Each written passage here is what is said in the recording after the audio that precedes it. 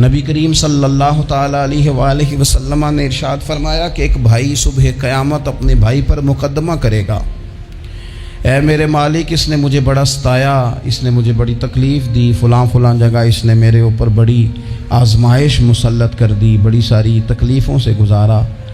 اس سے مراد مسلمان بھائی ہے، وہ اس کا دوست ہو یا کاروباری ساتھی ہو یا سگا بھائی ہو یا کوئی بھی ہو۔ حضور فرماتے ہیں وہ مقدمہ کرے گا، یہ مسند امام احمد بن حنبل میں حدیث موجود ہے۔ عرض گزار ہوگا، اے کائنات کے رب، اس نے بڑی تکلیف دی، بڑا ستایا، مہربانی کی جائے مجھے اس سے بدلہ لے کے دیا جائے۔ اب بندہ جو سامنے جس پر مقدمہ دائر کیا جا رہا ہے وہ تو مرتے دم تک توبہ کرتا رہا، احساس ہو چکا تھا، ازالے کی کوشش کرتا رہا، لیکن اسے موقع میسر نہیں آیا، حالات ہی ایسے نہیں تھے۔ اب اللہ کے محبوب فرماتے ہیں رب اس مقدمہ کرنے والے سے کہے گا چل اپنے بھائی کو معاف کر دے۔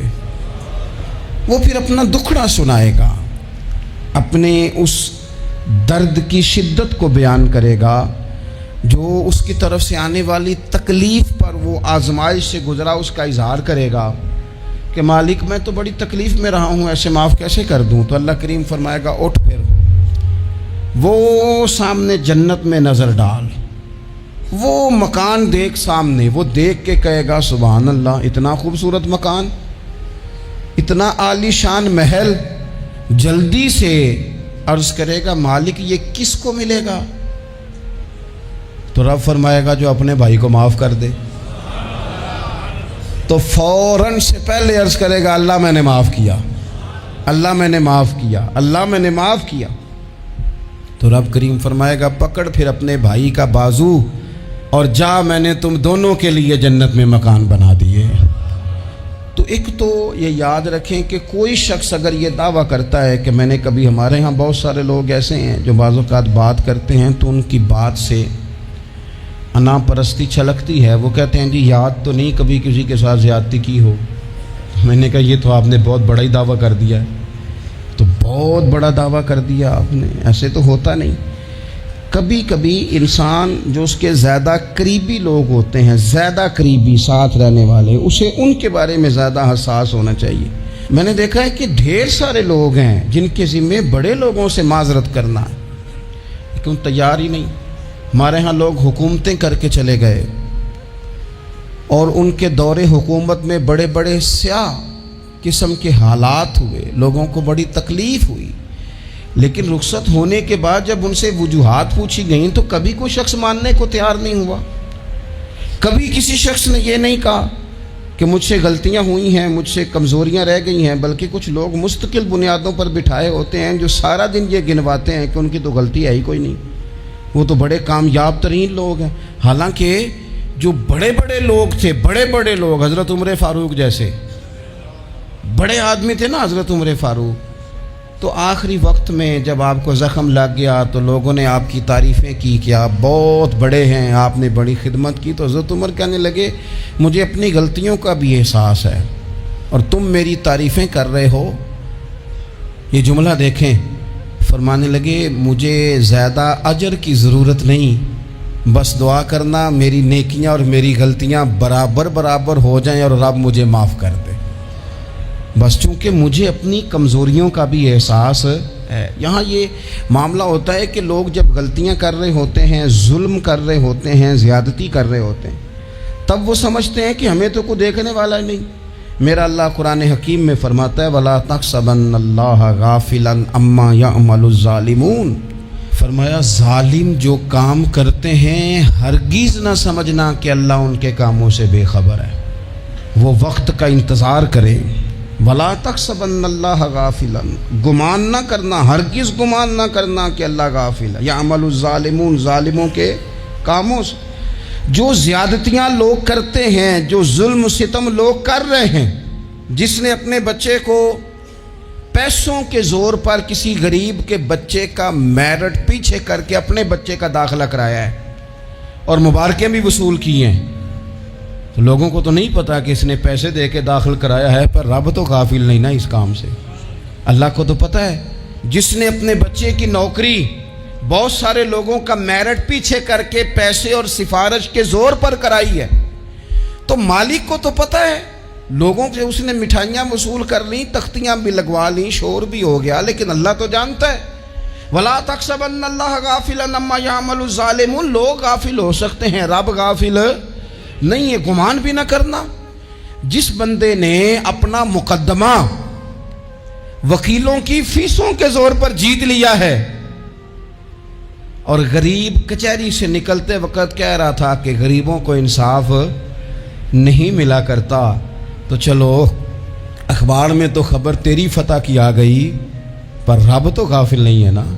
एक अदालत क़यामत के मैदान में भी तो लगेगी ना, वहाँ भी तो ढेर सारे इंसाफ होने हैं ना।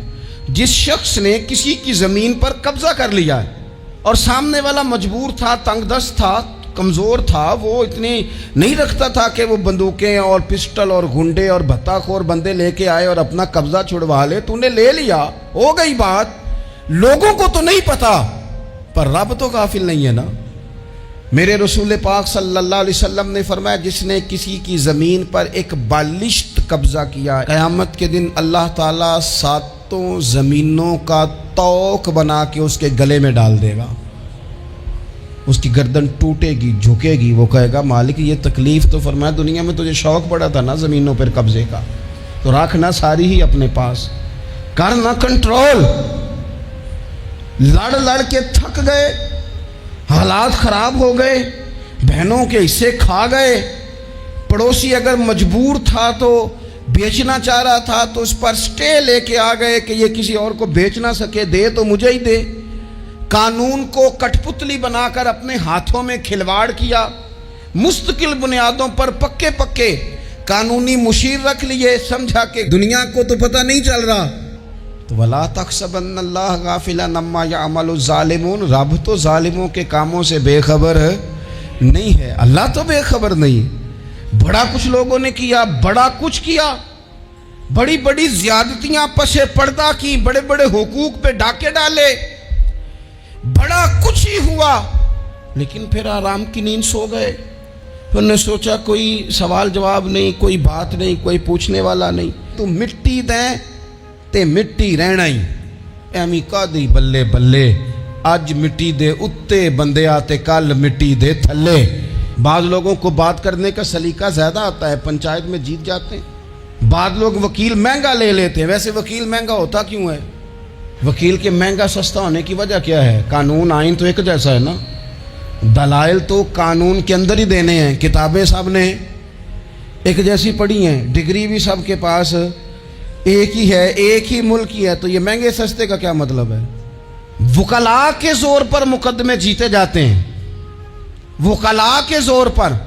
और अगर खबरें ऐसी भी हों कि बाज़ अदालतें भी प्रेशर कबूल करती हैं, बाज़ इदारे भी प्रेशर कबूल करते हैं, फिर मुल्क नहीं बना करते, फिर सिर्फ कुश्तियाँ लड़ी जाती हैं। सुबह से शाम तक कुश्ती लड़ो और शाम को कहना कि नहीं रिज़ल्ट ठीक नहीं आया, जो रेफरी था, जो एम्पायर खड़ा किया था, उसने कहा नहीं ये खेल दोबारा होगा, सवेरे फिर शुरू कर दो। ठीक है, बाहर जो लोग हैं बेचारे वो अपनी जगह पे हैं तो हैं, ख़त्म हो गई बात। आप देख लें हमारे मुल्क में जितने भी संजीदा फ़िक्र लोग हैं वो ज़्यादा प्रेस कॉन्फ्रेंसेस नहीं करते, वो ज़्यादा शोर शराबा नहीं करते। कुछ पक्के लोग रखे हुए हैं जिनकी ड्यूटी चर्ब ज़ुबानी है, जिनकी जिम्मेदारी हर वक्त आँख को भड़का के रखना, जिनके ज़िम्मे ये काम लगाया जाता है, सिवाय इसके उन्हें कुछ भी नहीं आता, सिर्फ इतना ही जानते हैं कि हमने सामने वाले की पगड़ी को कैसे उछालना है। तो कभी भी किसी मौके पर भी किसी की एक पाई भी जुल्मन कभी भी अपने कब्जे में न लें। याद रखना रिस्क ज़्यादा ज़रूरी नहीं होता, रिस्क बरकत वाला ज़रूरी होता है। थोड़ा हो लेकिन उसमें बरकत हो, कसरत से काम नहीं चलता, बरकत से काम चलता। बहुत पैसे हों लेकिन उनमें बरकत ही कोई ना हो, आते भी जा रहे हैं और जाते भी जा रहे हैं, कोई समझ नहीं आ रही। तो जुल्म और ज़्यादती और जबर हमारे यहाँ ये दौर बदल गया, मीडिया लोगों की जेब में आ गया, आसानी हो गई, सेटेलाइट का सिस्टम आ गया, दूर दराज कोनों में लोग अपनी बात लोगों तक पहुंचाने का ज़रिया हासिल कर सके। ساری آسانیاں ہو گئیں، ہر چیز لوگوں کو میسر آ گئی، تیزی ہو گئی، لیکن سچ پھر بھی نہیں عام ہو سکا۔ حقیقت پسندی کے دعوے لوگوں نے پھر بھی نہیں کیے۔ اگر کوئی چیز عام ہوئی بھی تو وہی جھوٹ، وہی بددیانتی، وہی ظلم و ستم۔ آپ دیکھ لیں، کوئی ایک کیس بھی کبھی آتا ہے میدان میں، ایک کیس بھی، اور 4 دن اپنی اپنی فیس بک کی بات بڑھانے کے لیے اس پر شور بھی کیا جاتا ہے، پھر وہ دب جاتا ہے، پھر اس کے بعد وہ قصہ پارینہ ہو جاتا ہے۔ جب ظلم حد سے بڑھ جاتا ہے پھر انسان کا اپنا وجود بھی اس کے لیے باعث عار بن جاتا ہے۔ ابن حجر کہتے ہیں کہ ایک شخص کو میں نے ایک مقام پہ دیکھا، وہ میرے علاقے کا تگڑا بندہ تھا، سیاںا بندہ تھا، مالدار تھا، کیا کہتے ہیں پنجابی میں ڈنڈی پٹی بڑی قائم تھی، بڑا اس کا دبدبا تنتنا تھا، لیکن میں نے اسے طبیب کی دکان پر لیٹے ہوئے دیکھا تو اس کے وجود سے پیپ نکلتی تھی۔ میں نے اسے کہا یار تیرے نام سے تو لوگ خوف زدہ رہتے تھے، تیرا نام لے کے تو لوگ بچوں کو ڈرایا کرتے تھے، تیرے سے انسلاک رکھنے والے تو بازاروں میں گردنیں اونچی کر کے چلتے، تجھے کیا ہوا؟ تو کہنے لگا بس جب خدا کا حکم آیا، جب اللہ کی حکمت کا غلبہ ہوا، جب تک اس نے ڈھیل دی تو دی، لیکن جب وہ پکڑنے پہ آیا تو پھر حال یہ ہوا کہ ایک غریب مچھیرا مچھلیاں پکڑنے کے لیے دریا میں سارا دن بیٹھا رہا، اسے مچھلی نہ ملی، شام کو روئی پڑا کہ مالک میرے تو بچوں کے پاس کھانے کو بھی کوئی شے نہیں۔ تو ایک مچھلی شام کو بڑی محنت کے بعد ایک بڑی مچھلی اس کے ہاتھ لگی۔ ان دنوں نہ مچھلیاں ملتی تھی نہ گوشت ملتا تھا، وہ بیچارہ ایک مچھلی لے کے جا رہا تھا اپنے گھر کی جانب، تو سامنے اسے میں آ گیا۔ جو طریقہ ہوتا ہے، کدھر لے کے جا رہے ہو، کہاں سے لی ہے؟ تو کہتے اس نے کہا صاحب مجھے پتہ ہے آپ مجھ سے چھین لیں گے، لیکن میرے بچے صبح سے بھوکے ہیں، یہی میرا روزگار ہے، آج مجھے کچھ نہیں میسر آیا، میں نے اس مچھلی کو لیا ہے، مجھے تو بیچنے کو بھی کچھ نہیں ملا، پتہ نہیں مجھے پکانی کس طرح ہے، تو یہ ایک مچھلی میرے بچوں کی خوراک بنے گی، کل لوٹ لینا، پرسوں لوٹ لینا، تمہارا تو کام ہی لوٹنا ہے، چلو کچھ دن کے لیے ہاتھ روک لو۔ کہتے ہیں اس نے جب یہ کہا تو میں نے ایک تھپڑ مارا اور اس آدمی سے مچھلی چھین کر میں نے اسے پکڑ کے گھر لا رہا تھا میں، اس مچھلی نے، حالانکہ مچھلیاں کاٹا نہیں کرتی، کہنے لگا اس مچھلی نے ناخن پر میرے پورے پر تھوڑا سا کاٹا ہے، اور میں نے کہا کوئی بات نہیں، مچھلی ذرا بڑی تھی، اس نے کاٹ لیا، میں نے تھوڑی سی پٹی باندھی اور گھر والوں کو کہا مچھلی پکا دیں، انہوں نے پکائی، کھائی، کچھ پتہ ہی نہیں تھا۔ 2-4 دن گزرے ہیں تو زخم آگے بڑھنے لگا ہے، طبیب کو دکھایا ہے تو اس نے کہا یہ تو انگلی کاٹنی پڑے گی۔ کہتا ہے وہ انگلی کٹوائی، 1 ہفتہ نہیں گزرا تھا کہ زخم آگے بڑھا، تو پھر وہ ہاتھ کی طرف بڑھا تو میں نے جا کے دکھایا تو اس نے کہا ہاتھ بھی کاٹنا پڑے گا، سارا بازو کٹوا چکا ہوں، رات کو نیند نہیں آتی، ایک لقمہ پیٹ میں نہیں گزرتا، میرے بچے، میرے بھتیجے، میرے بھائی، میرے عزیز گلی گلی اس غریب کو ڈھونڈتے پھرتے ہیں جس کا نام بھی ہم کوئی نہیں جانتے، تھک گئے تلاش کر کر کے، خدا جانے کہاں چھپ گیا اللہ کی اتنی بڑی زمین میں، وہ ملتا نہیں، میں سو نہیں پاتا۔ کہنے لگے شیخ میرے لیے دعا کر دو، مجھے کچھ نہیں چاہیے، بس وہ مجھے مل جائے اور میں اس سے معافی لے لوں، بس وہ مجھے معاف کر دے، 2 جملے معاف، جیسے بھی ہوگا میں منا لوں گا، بندہ درکار ہے۔ ابن حجر نے لکھا ہے، کہتے ہیں وہ تڑپتا رہا، روتا رہا، آہوزاری کرتا رہا، میں نے بھی اس کے لیے دعا کی کہ اللہ کرے وہ شخص تجھے مل جائے۔ پھر کچھ دنوں کے بعد مجھے کسی نے بتایا کہ مر تو گیا ہے تڑپ کے، پر اس سے معافی کا موقع میسر نہیں آیا۔ دوستو زندگی میں کچھ کام ایسے ہم کرتے ہیں، وہ راز گرچہ ہمارے سینوں میں دفن ہوتے ہیں، لیکن کہیں ظلمن زیادتی کے ساتھ ہم نے 4 پیسے بھی کسی کے ہڑپ کیے، کام محنت کرنی نہیں، جی چرانا ہے، کوشش کرنی نہیں، جی چرانا ہے۔ ملا رومی رحمۃ اللہ تعالیٰ نے لکھا ہے جو آدمی ظلمن چیزیں کھانے کا عادی ہو جاتا ہے اس کے منہ کو وہ بدبودار ذائقہ لگ جاتا ہے، وہ خدا سے معافی مانگے کہ یہ کیا میرے منہ کو گند لگ گیا ہے کہ ہمیشہ ناجائز کی ہی لذت آنے لگی، حرام کی لذت آنے لگی، اسے پھر وہ حلال کا ذائقہ ہی نصیب نہیں ہوتا۔ اپنی زندگی میں جائز پیسہ، رزق حلال، طیب، طاہر، صاف ستھرا، کبھی ظلم نہ کریں، کبھی زیادتی نہ کریں۔ کبھی حضرت سعد بن ابی وقاص رضی اللہ تعالیٰ عنہ نا کچھ بانٹ رہے تھے، تو ایک شخص نے آ کے کہا، یہ بخاری میں آپ کو ملے گا، اس نے آپ پر 3 الزام لگائے۔ کہنے لگا ایک تو آپ جہاد پہ نہیں جاتے حالانکہ بڑے مجاہد تھے، دوسرا آپ بانٹنے میں احتیاط نہیں کرتے، تیسرا جناب آپ غریبوں کو ترجیح نہیں دیتے۔ 3 الزام اس طرح کے اس نے آپ پہ لگائے، ناانصافی کا، معاذ اللہ، جنگ پہ نہ جانے کا۔ اب حضرت سعد بن ابی وقاص کو بڑی تکلیف ہوئی۔ بد دعاؤں سے بچنا چاہیے۔ حضور نے نام لے کے کہا مظلوم کی بد دعا سے بچنا۔ دکاندار کپڑے دیکھ کے اہمیت دیتا ہے، کپڑے دیکھ کے۔ اگر دکان پہ چڑھنے والا مہنگے کپڑے پہن کے چڑھا ہے تو اٹھ کے کھڑے ہو کے مال دکھاتا ہے۔ اگر کپڑے پھٹے پرانے ہیں اور خاتون نے جو گود میں بچہ اٹھایا وہ بھی غریب ہے تو کہتا چل چل، انہیں خریدنا کچھ ہے نہیں۔ یہاں سے ظلم شروع ہوتا ہے، یہاں سے۔ بندہ دیکھ کر لوگ اس کے ساتھ رویہ اختیار کرتے ہیں، بندہ دیکھ کر، میری غربت نے کیا مجھ کو زمانے میں بدنام، تیری دولت نے تیرے عیب چھپا رکھے۔ حضور فرمانے لگے مظلوم کی بد دعا سے بچنا۔ جب وہ اپنے ہاتھ اٹھاتا ہے نا رب کی بارگاہ میں تو پھر آسمان کو بھی حکم ہوتا ہے تو درمیان میں ہٹ جا، کوئی شے نہ آئے اسے سیدھا اللہ کی بارگاہ میں پہنچنے دے۔ ہٹ جاتی ہے ہر چیز۔ مظلوم کی بد دعا سے بچو۔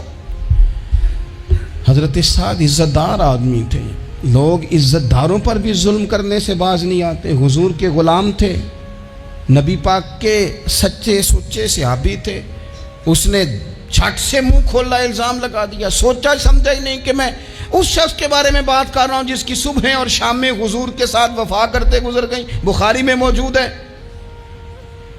ظلمن بات کی، ظلمن کہنے لگا نہ جہاد پہ جاتے ہو، نہ مال غنیمت انصاف سے بانٹتے ہو، نہ عدل کرتے ہو، الزامات لگاتا۔ حضرت سعد چپ کر گئے۔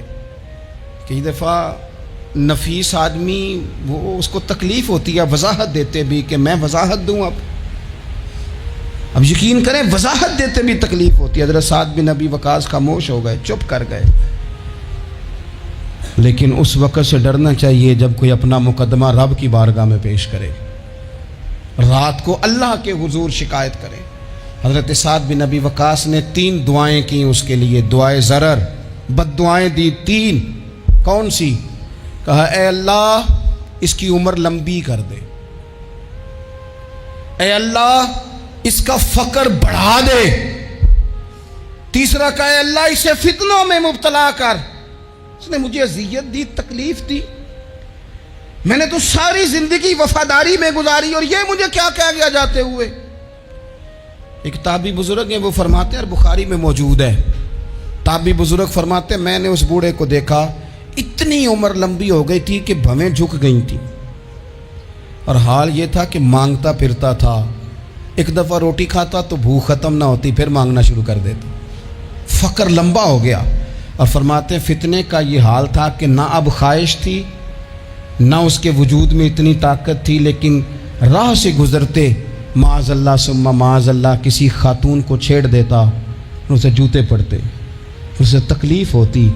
تو جب لوگ اسے پوچھتے یہ تو کیا کرتا ہے تو کہتا یہ حضرت سعد بن ابی وقاص کی دعا ہے جو میرا پیچھا کرتی، یہ میں نے ان پر ظلم کیا، زیادتی کی، الزامات لگائے، دل توڑا، تو یہ دعا ہے جو مجھے جینے نہیں دیتی۔ خدا را اپنے لہجوں پر، اپنے انداز پر تھوڑی توجہ دیں۔ ہم مطلب وہ جب ہمیں پتہ ہوتا ہے نا کہ یہ سامنے والا کمزور ہے، 2 باتیں سن لی ہیں تو پھر ہم 100 سناتے ہیں، پھر ہم کئی 100 سناتے ہیں، پھر تو ماں بدولت باز آنے کو تیار نہیں ہوتے۔ کبھی بھی کسی پر ظلم نہ کریں، زیادتی کا مزاج نہ بنائیں، تکلیف نہ دیں، ہمارا وجود، ہمارا لہجہ، ہمارا اٹھنا بیٹھنا کبھی کسی کے لیے بوجھ کا باعث نہ بنے۔ ٹھیک ہے بعض لوگوں کے شر سے ڈرتے ہیں، بعض لوگوں کی ضد سے ڈرتے ہیں، بعض لوگ رٹا بڑا ڈالتے ہیں تو رٹے سے ڈرتے ہیں، خاموشی سے نکل جاتے ہیں، تو اس کا مطلب یہ نہیں ہوتا وہ حضور نے فرمایا مومن نرم دل ہوتا ہے، سامنے والا سمجھ لیتا ہے شاید بزدل ہے، اس کو پتہ ہی کوئی نہیں، وہ تو نرم